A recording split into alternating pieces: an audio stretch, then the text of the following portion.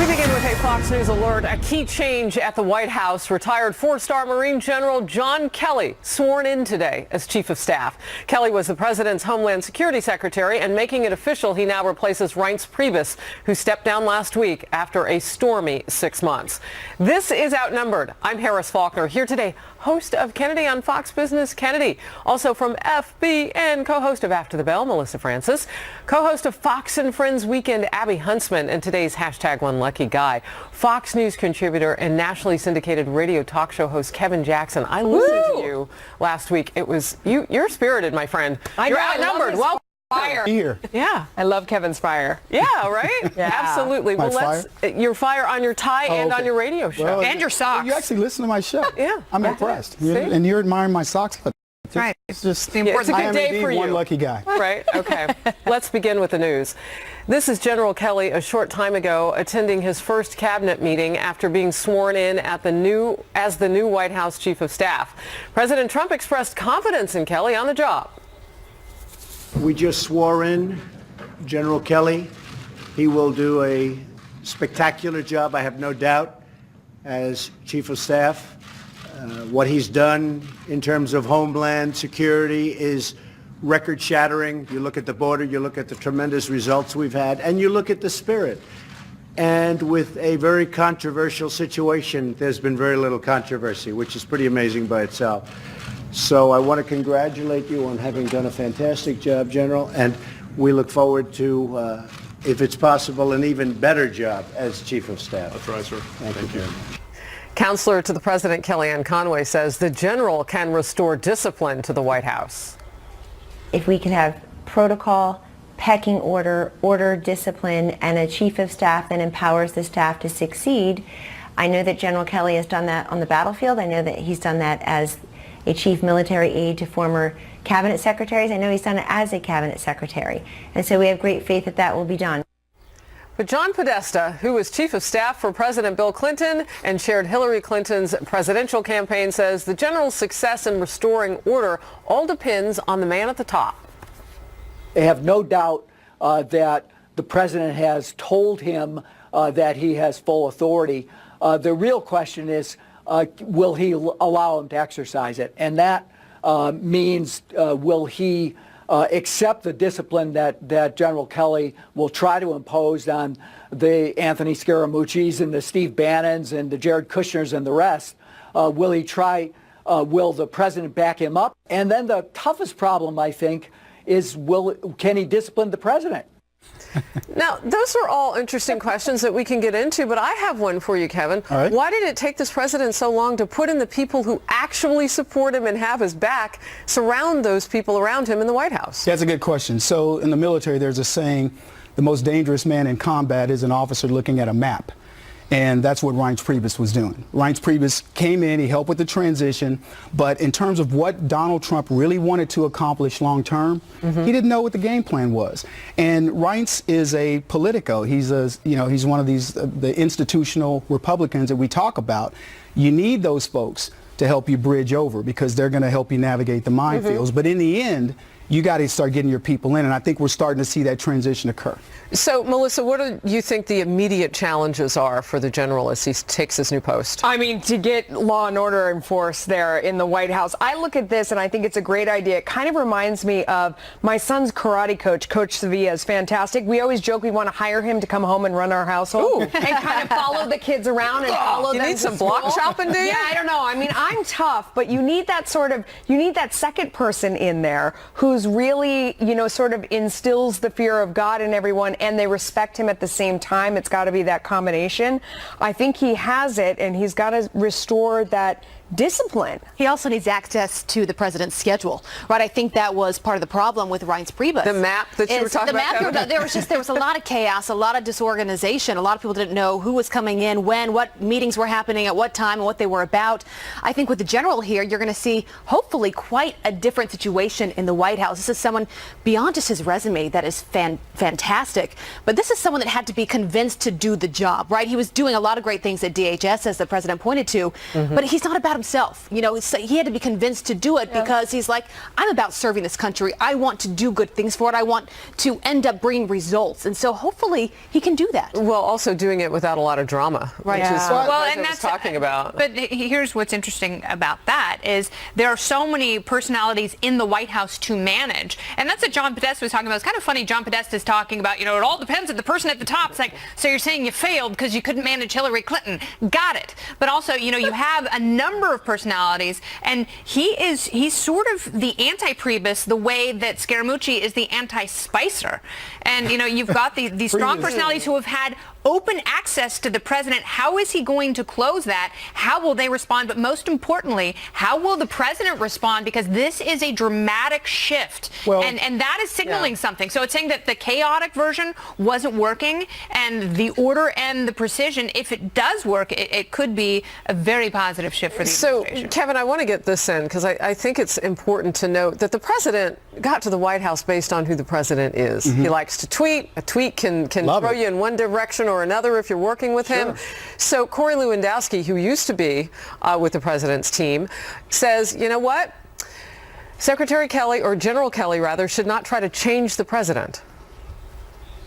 The thing that General Kelly should do is not try to change Donald Trump. Chuck, as you know, I've said you have to let Trump be Trump. That is what has made him successful over the last 30 years. That is what the American people voted for. And anybody who thinks they're going to change Donald Trump doesn't know Donald Trump. Kevin? That's true. Well, there's a saying, you know, friendly fire isn't friendly. And it's a military term, again, and we're talking about military stuff, so I'm breaking down all I of like those. how you did that. So, Bring it. and what they're talking about there is the swamp was around Donald Trump and bringing these people in. So in terms of what Lewandowski's talking about and the fact that Donald Trump's willing to make these changes, I think is a positive thing. I mean, that is exactly the military thing, is that if you aren't going to be part of my team, if you aren't going to toe the line, and to the degree that, you know, you guys are talking about these staffers as if they're children, they sort of are, and they do need this big personality.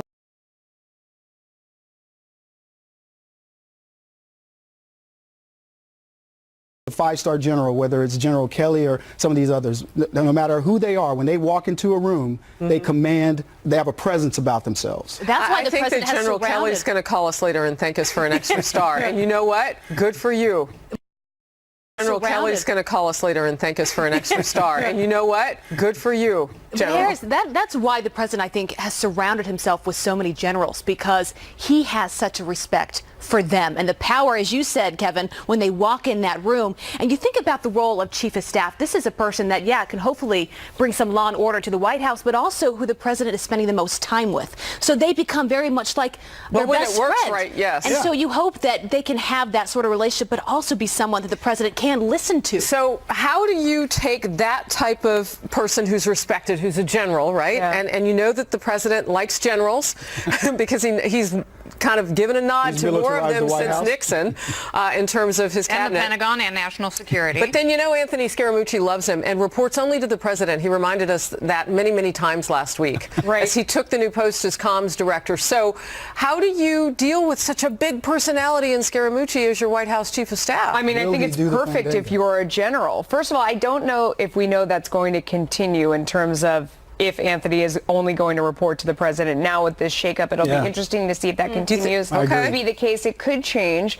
I mean, you have to think that General Kelly being in charge is going to want to be in charge. It also seems to me like he's impervious to political influence and the comments from the outside, General Kelly, you would hope. And that would be a really big difference if you weren't swayed by the conversation that was going on outside. And I think, too, when you have a big personality in charge like President Trump, and again, I liken it to my own house, you know, you can't be there all the time to yell at everybody all the time. You need to have generals that are there backing you up. And I think that's really where this comes in is you almost need someone that strong. And then that is it's interesting because that is traditionally the role of the chief of staff in the White House, to act like a general. It's just very interesting that he literally is putting a general in charge of the White House. But the thing that I think is curious about his choice to take the position, you know, Abby, you were talking about this a little bit earlier. earlier, when he's in Homeland Security, he's got data. He can see results. And that is, as the president has pointed out, one of the bright spots, and that, he was delivering, but now as chief of staff,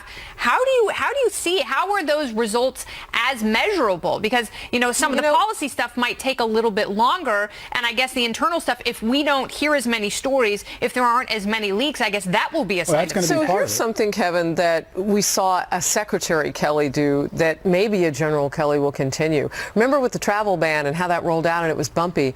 The words of calm and precision came from this man, General John Kelly, around that issue, particularly as they put into place what I call part deux of that illegal immigration pause, if you will. And that's an interesting thing to have on your recent resume. I agree, but look, we're militarizing this guy. It's a business. He ran the military. It's a business. Right. And Trump runs the government like a business. I think these guys are going to fit hand in hand. They both want results. To your point, can they get it as quickly as they want? Who knows? But I'm just pointing out that the general took a bumpy situation and he helped calmed them smooth down. it out. And a tone we all needed to hear in that moment. So now he carries that into the White House. We'll cover it as it happens. Not giving up on health care. The bipartisan push by moderates from both sides of the political aisle.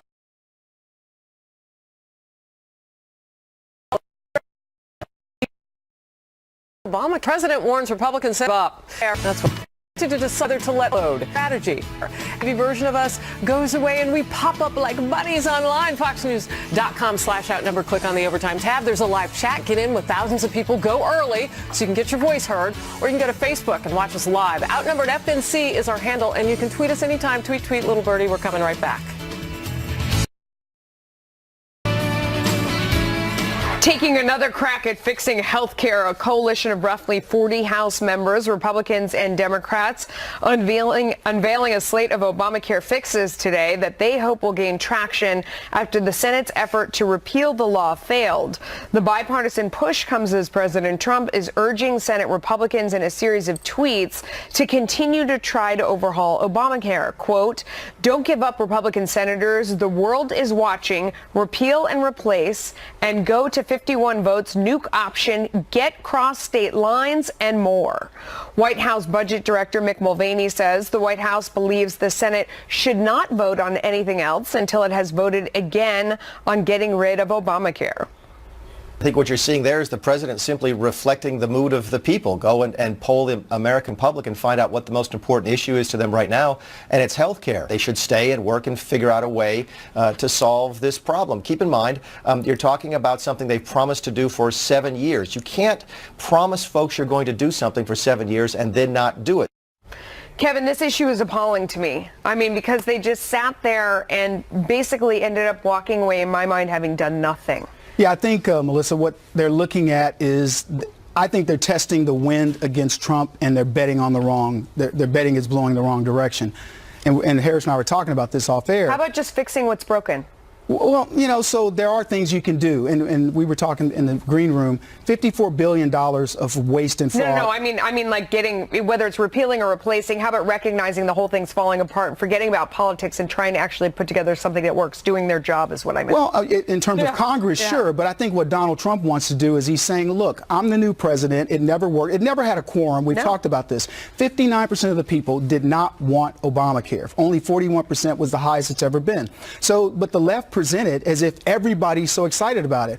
I've spent $30,000 additional dollars personally having Obamacare, and I'm afraid to go to the doctor because of the cost. But to that point, I mean, what oftentimes, Melissa, sounds so good politically, I think you're leading to this, is often the wrong thing policy-wise and the wrong thing for the American people. And so we talk about Obamacare. The worst part about that bill is, for one, most people didn't even know what was in it before it was passed. And two, there were no voices at the table to help that out, no Republican voices. And so I'm surprised that this time around you have Republicans that have not done it differently, to say we actually need to bring, as you said, bring more people to the fold. Let's maybe get some moderate voices. Let's bring some Democrats on here. Let's figure out a way to move forward that makes the most sense for the Americans. I think it's philosophical. I think Donald Trump is saying, look, Barack Obama got what he wanted, and he forced a Congress to do it that was actually, that they never should have been able to do that. I know, that's all politics. I mean, I want to talk about how to actually make any of it work, Kennedy. And you're a big one you love to decode this kind of stuff. I want you. There's like a Google decoder. Translate somewhere in Washington where they take actual truth and then they translate it into garbage. Where they say they want to. They're afraid he's going to end cost-sharing reduction payments, which lower out-of-pocket costs for lower-income people. Which means he's afraid he's not going to send your money, taxpayer money, to insurance companies. Yeah, Isn't that what that means? that's one of the big holdups that Rand Paul has. Is, you know, these are essentially the subsidies that the insurance companies are getting. Insurance companies make a lot of money. Insurance companies have been entangled with government for so long and have been siphoning billions and billions of dollars and have not served the people who pay the premiums. So it's very interesting because the president has to make a decision. Does he pull the plug? And, you know, if he really does that, and if he takes his own dare, then you're going to see some of the insurance companies implode, and you're going to see the market swirl. Well, so but the I question get- is, do they have the backbone to see what happens from there? Because it's really a catch-22, because this could be an experiment that goes horribly, horribly wrong, and, you know, a lot of people are left without health insurance, You're or exactly right. you prop up a horribly mundane, ordinary system that will have catastrophic long-term impact. Let me bring Harrison, though. She's right, and I want to get your opinion on this. I mean, so the question that he has, the decision in front of the president, is does he now give the health insurance companies a ton of money to prop this up for another season, or does he let it collapse? I don't think that's his only question before him, though. That's not a one or the other. The subsidies are pretty much ending, so he has to decide whether to re-up. Because there is that. Practice a little of that with Congress. I mean, that's the hardball that he's willing to play too. He's willing to take away the subsidies that also give Congress the health care that they have as well. I mean, that's one of his threats. I get where you're wanting to go, but I still think it's it's more of a philosophical thing. He understands what you want to even bother. Philosophy don't heal your bones. Well, but there are people that are going to be covered no matter what in this country. Always have and always will be. And we have to go to the ER. Yeah, you go to the ER. Exactly. All right, well, we just touched on this. The White House, the counselor, Kellyanne Conway, was asked on Fox News Sunday whether President Trump is going to make good on his threats to let Obamacare implode. Take a listen. And to make that decision this week, and that's a decision that only he can make. The president will make that decision, but look, the Democrats just have a big stop sign up. They're obstructing everything. Last week, Mr. Trump suggested letting the law fall apart by ending cost-sharing reduction payments, as you were talking about, Melissa, to insurance companies, and those subsidies bring down out-of-pocket costs for lower-income people. Well, Vermont Senator Bernie Sanders says the president shouldn't play with people's lives. Here's what he said. I really think it's incomprehensible that we have a president of the United States who wants to sabotage health care in America, make life more difficult for millions of people who are struggling now to get the health insurance they need and to pay for that health insurance. All right, so this is so predictable. And what people hate about politics, Kevin, is because if you have the president say he's going to let Obamacare implode, it sounds bad. It just does. So then you're going to have Democrats and probably many members of the mainstream media say, see, the president doesn't care about their lives. It implode. If you live in Arizona right now, you and I both have homes in Arizona. If you know people who are in certain states where the prices have gone up for premiums north of 100%, it's already imploding. Right. I mean, look Obamacare at some of the hasn't areas been where there are repealed. no exchanges, where, you know, you've seen the exchanges. The last one closes in this state, the last one, and we report that contemporaneously as it happens. But I don't believe it's a binary choice between does the president prop it up or let it fail. There's got to be something in the middle from some people But who had that's what Melissa's talking about. That's what Melissa's talking about, is that's where lawmakers have to get together, put politics aside, and say, but you know, if this president has put their skin in the game by also saying, I'm going to take away your health care as well, the way that it sits right now. Well, maybe government propping up insurance companies hasn't worked. Maybe Bernie Sanders' system of government involvement is actually immoral because it's gotten us to a point where millions of people aren't going to have health insurance at all. That's what Obamacare has brought us. That's the big government. So then the law implodes, as Harris is saying. It's already happening. And then the problem is people have no confidence in Congress that they can put something in its place that's better. And the problem I think you also have, Kevin, is there are not enough of these members of Congress, you mentioned this, Kennedy, too, that can get something passed that works solvers. Problem solvers that take out the politics and focus on what actually makes sense. The same place. And the American people are sick of this. In fact, we're watching ourselves do this circular discussion about who can do what. What they've done is they sit in a semicircle. Then get him out of the process and let the free market work. That's the other choice. They put Donald Trump in charge of this because you give him a plot of land, he's going to build a building. Should he be more involved in the policy, though? Because I don't think so. I think that I keep coming back to the philosophy of it. We've got $54 billion of fraud and waste. How many stories were there this week of the number of people who've defrauded Medicare, Medicaid, or one of the healthcare system because of opioids and all these other things? I want to finish this. And yet we continue to come back to the discussion around bureaucrats who've screwed the American public year after year, kicking the can down the road, pretending that Obamacare was going to save people. Obamacare is costing, and this is a study that was recently done in 2009 that referenced a 1993 study that said 20,000 more people are dying on Obamacare than previously before. Nobody talks about the Obamacare deaths. We talked about a couple here in New York that jumped off of a 14-story building because they didn't have health care. Obamacare was supposed to solve that. Why hasn't it? So we can talk about policy and all this. What they want is for Trump to be Trump. They want him tweeting this. They want him putting people on blast and saying, you're going to get this done. Okay, but I think the point is Trump can be Trump and be more involved in policy. Right. And I think when at the last minute he made a bigger push on Capitol Hill and didn't just delegate it to the vice president, he was more effective. Unfortunately for him, it didn't work at the very end by one vote. But the fact that the motion to pass was so close and the fact that it failed by one vote shows you that perhaps this was a bad plan. So if there's a better plan to be had, perhaps the president, being himself, can be more involved in crafting that policy. All about the timetable and the idea that the next thing that comes up, because we only operate on these deadlines in Washington. We only operate when things are about to explode. Absolutely. And the next thing coming down the pike is the idea that they have to sign up on more of these transfer payments or whatever they're calling them, the sharing reduction payments.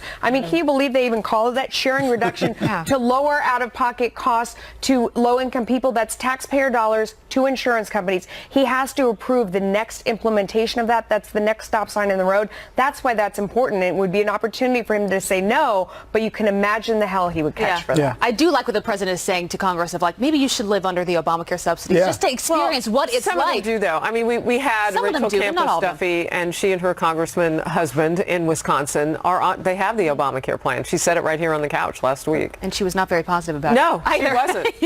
All right, moving on. New fallout from Russia after the White House says President Trump will sign a bill slapping Moscow with new sanctions, and now President Vladimir Putin ordering the U.S. to cut more than 700 diplomatic staffers in Russia. We're going to discuss the impact of that next. Plus, House Minority Leader Nancy Pelosi's surprising comments about next year's midterms and why she refuses to step aside as more Democrats push for new leadership. Details on that coming up next.